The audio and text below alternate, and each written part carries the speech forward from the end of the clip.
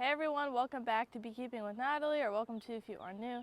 Today we're going to be doing some 2-day cells. So about a week ago or so, I can't remember the exact days, I grafted and we ended up doing some 2-day cells. And we were going to do 2-day cells, but then I ended up not getting to it around like day 3 or 4 that I had put them into the cell builder. And so I ended up doing cells that were about 3 to 4 days old, and I checked them a couple days ago and they seem to have done really well and they all emerged and look good. I haven't seen or been able to check if they've been mated yet. They shouldn't be mated by now anyways. So anyways, we're going to do some 3-day cells today because I was supposed to do it yesterday and never got a chance to. So we're going to do it today, and it's a little cloudy, so hopefully they're not too mean. But I think for the most part you can actually put cells in, take cells out of the cell builder. Pretty much after day 2, you should be able to do it any day. There's one specific day that I always forget which one it is, but I would recommend not doing it because it's the day that they're starting to develop their wings and you want to be really gentle with them. But anyways, I saw this method actually from Kent Williams at the very first Hive Life. I heard about him doing it, and then Bob Benny has talked about it since then, so you might have seen that on his channel also. I did a video on it a really long time ago. I don't remember when it was. It was like the first moment I heard about it. We decided to do it and it went well. So we've been doing it a lot lately, and we have this cell builder here, which we did it the same way we did in our last few videos, is basically finding a hive that is ready to create some, or is already making cells. They're already wanting to swarm, they're full, ready to go, and that's when we just go ahead and go through the whole thing, tear down all those cells and take the queen out, and then we'll make a split off of them. And so that's what I did here a while ago. This is actually round 2 of the grafts, and I've yet to check them. It's been 3 days, so no idea how well I did. Hopefully I did good because this is on video. I did, I think, 45 the other day, and I missed, or not the other day, a couple weeks ago, and I think I missed 2. So that was good. I was happy with that. You can see there's still a lot of bees in here. We did go ahead and already go through it, checking to see if they made any emergency cells, so they shouldn't be able to make any at this point. So here's the graft frame. Honestly, if I didn't get a very good take, it's alright because I've grafted a lot this year, and I guess I'll be okay if I don't get that many. But I'm just saying that because the camera's rolling. I'm really hoping I get a good take.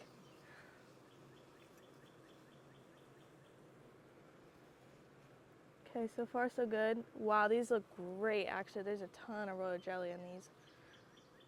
So I only did 2 bars. Alright, so I see 2 missed already. That sucks. It's alright. Let's see. There's another one.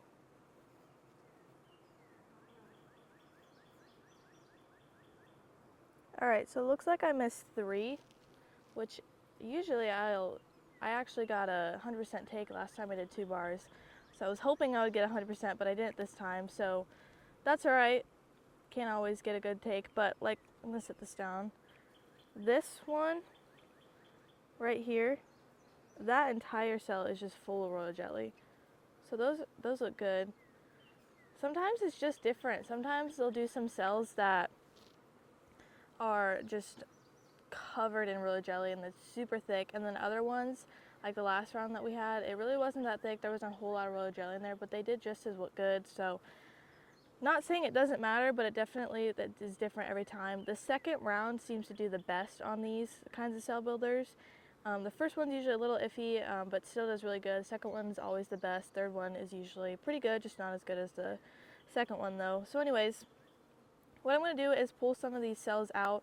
So you can wait until they're capped if you want to. I'm not going to. They'll finish them off in the hives that I'm going to put them into. I was going to bring a box over, one of those little battery boxes that are orange for these, but I forgot. So we're just going to take one today, and then I'll go and put it over here in a cell. So I just pull it off. So it's really, really soft. So you got to be really careful. Let's see if I can do that. So I'm pulling it from the top here, just sliding it off. So it can be kind of hard because of the propolis and everything.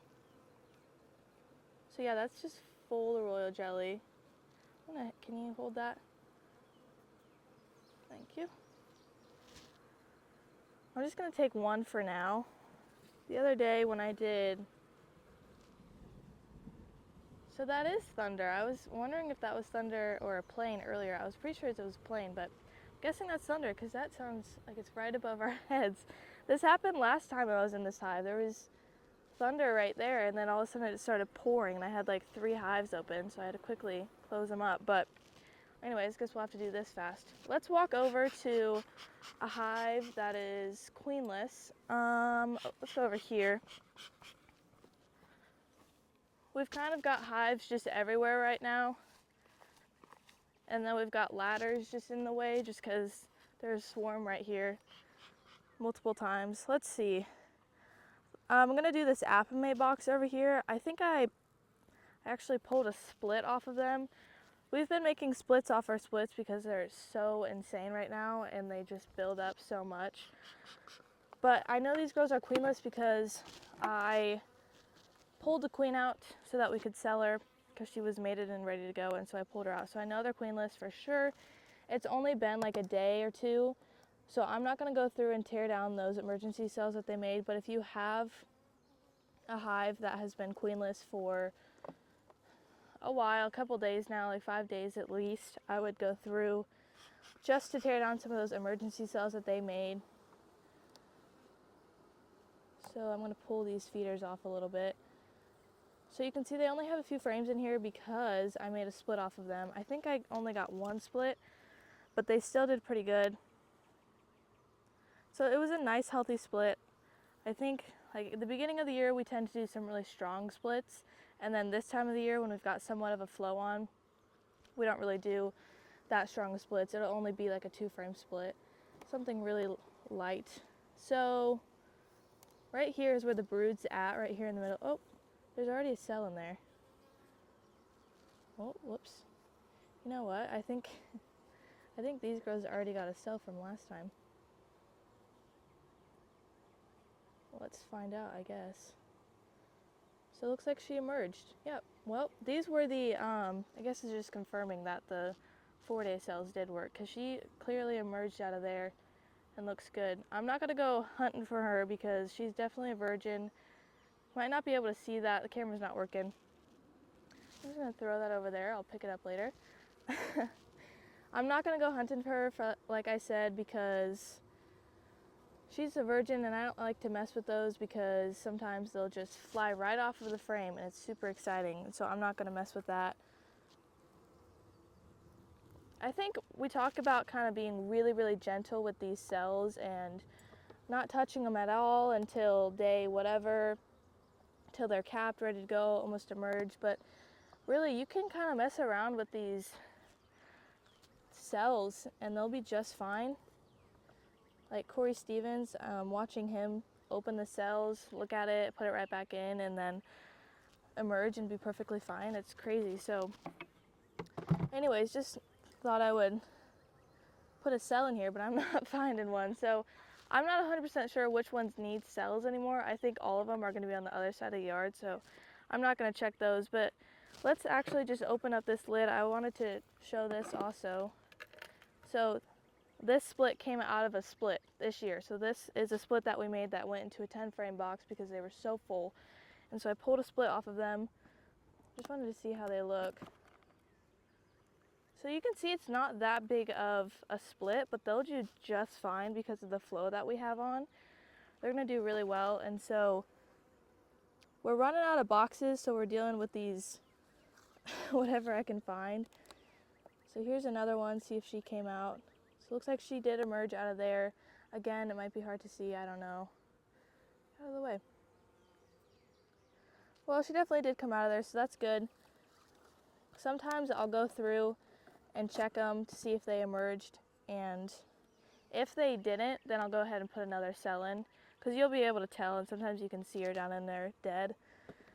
So I'm just going to put that feeder back on as the lid. So anyways, a little bit of a mess of a video. That's usually how it tends to work out. But I do know some hives that definitely need a cell, so I'm going to go walk around and put these cells in. And that's what we're going to do for today. I've got a ton of other splits that I made the other day that definitely need some cells, so we're going to do that. And I thought I would just show that you can definitely do 2 or 3 day cells, and it works out great, especially if you have hives that are just all of a sudden found queenless, and so you need to put a cell in there. You can do it this way. And so that's what we're doing today. I think we'll be done with grafting for a little while actually. We might need another round, but for now that's pretty much it, which is kind of sad, but it's alright. So I think that's it for today's video. If you have any questions, feel free to leave it in the comment section. And thanks for watching today's video. Follow along for more bee adventures and be here next time on Beekeeping with Natalie.